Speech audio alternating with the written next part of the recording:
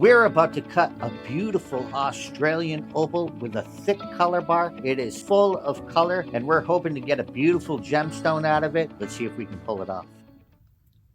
And today we are cutting this beautiful Australian opal from Lightning Ridge. I am Robert, and we are Global Prospecting, and we are going to talk a little more in depth about this beautiful Lightning Ridge opal. Let's take a closer look, and we'll use the gem light. And we will see. As you can see, it seems like a nice clean color bar. I don't see any of the potch going down into it, maybe a tiny bit.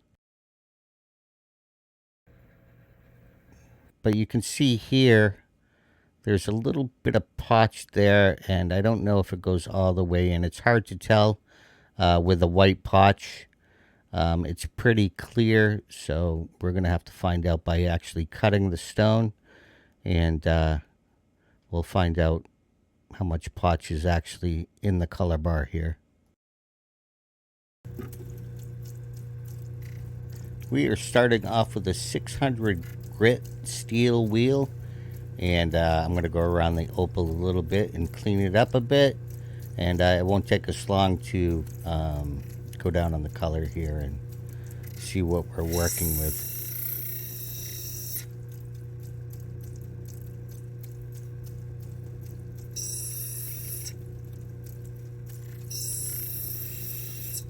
We'll go around the stone, clean up a little bit of the potch, and I'm still deciding which side is going to be my face, the face of the stone. I think this side is going to be the face. It shows good color from the top, so we'll start taking it down from this side. You can see that it'll face good from this end.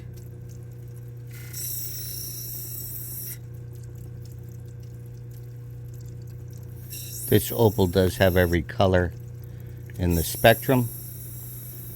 Oranges, reds, blues, greens. And from what it looks like, it should be a pinfire pattern. So I'm going to start working the face of it. And you can see the potch there.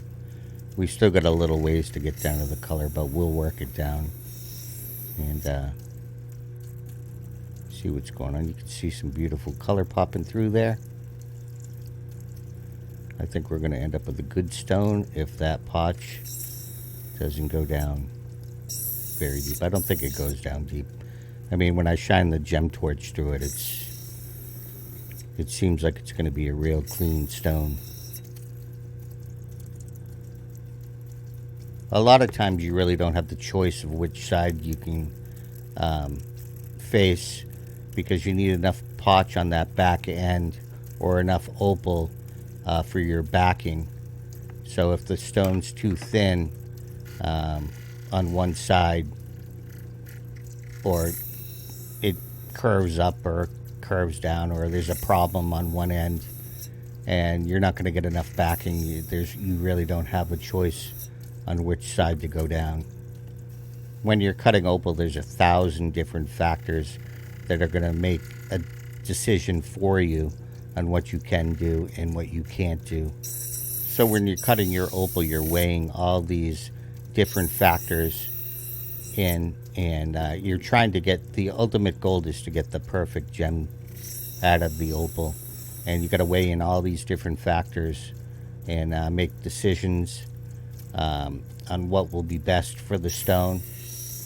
And if you do make the right decisions, usually you can come out with a perfect gem.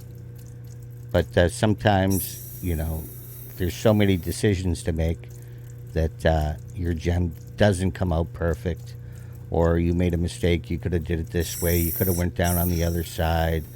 The shape of the opal. If you would have, you know, you always think, well, if I would have went down on the other side, would have there been less potch in the face?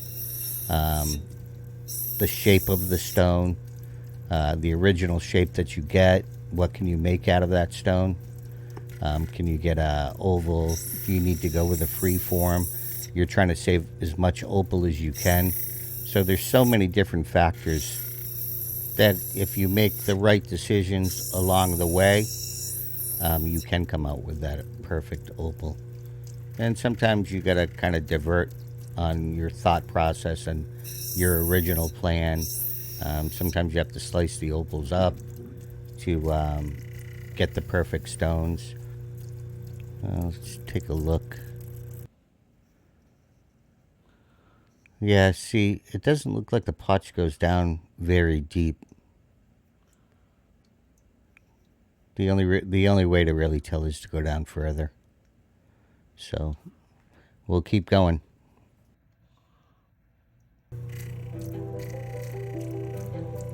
I think I'll start shaping her up and get the shape I want.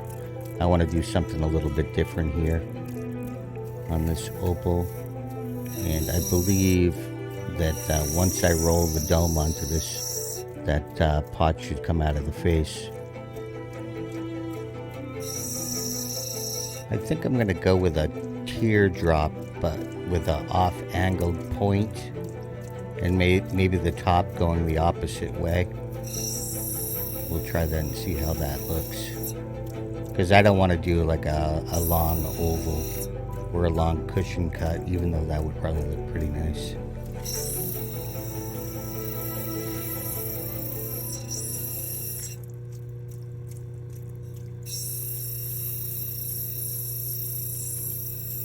Then once we get the shape, I'll put it on a stick, and then we'll refine it a little bit and put our dome and find out if we're going to get that potch out of the center there.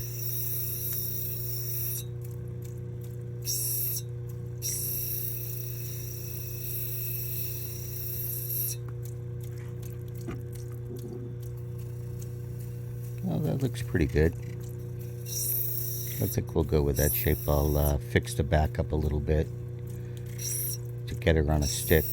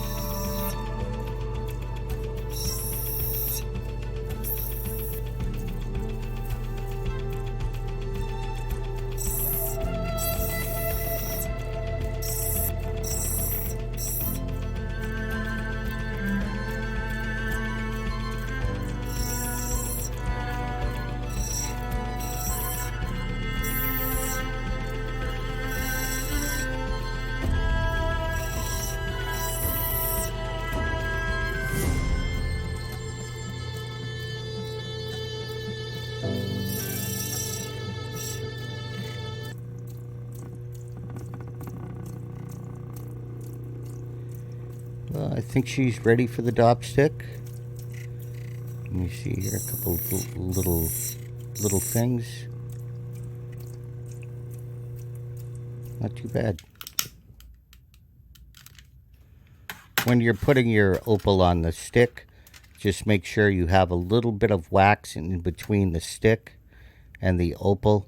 Otherwise, your opal will pop off from the vibration. So always leave a little bit of wax in between the opal and the stick. And there we go. Ready to get the dome on her.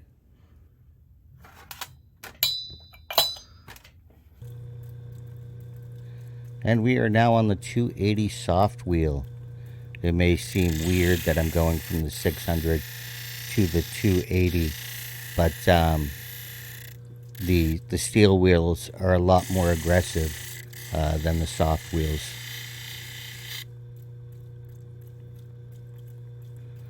Now I am going to start to roll the dome onto this opal. And we are going to find out if we can get that potch out of the face.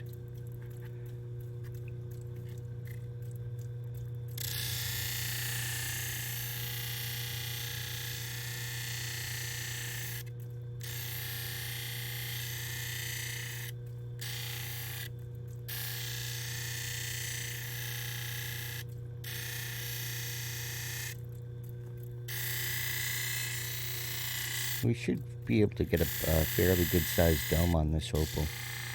It's got that nice thick color bar. It's not, the color bar is not thick enough to make a crystal opal, but it's definitely thick enough to put a good dome on it.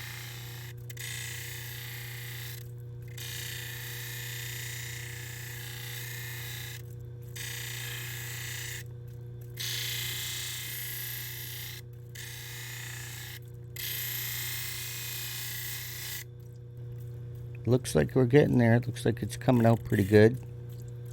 Beautiful color in this opal.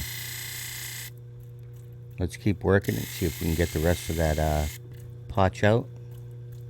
There we go. I think we're getting it. If anybody's looking for Australian opal rough to cut, you can go to global-prospecting.com, and we are going to start to list Australian opal rough for cutting on our eBay store, where you'll be able to bid on the rough. So come check us out at global-prospecting.com. And if you're in the market for minerals, display minerals, fluorites, different types of crystals, or for facet rough, we have some excellent facet rough that we'll be listing over the next few weeks. So come check us out. And it looks like we pretty much got that out of the face of the stone. Perfect. We've moved on to the 600 soft wheel, and we'll refine our shape a little bit here, get out any facets that are left into the stone, and then we'll move on to the pre-polishing wheels and get this opal polished up.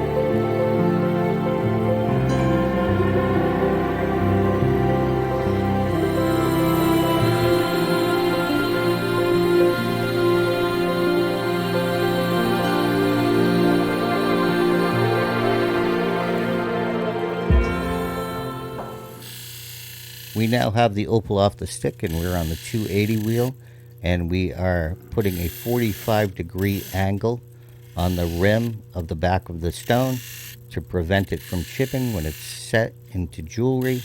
And then we'll take a look at the finished stone.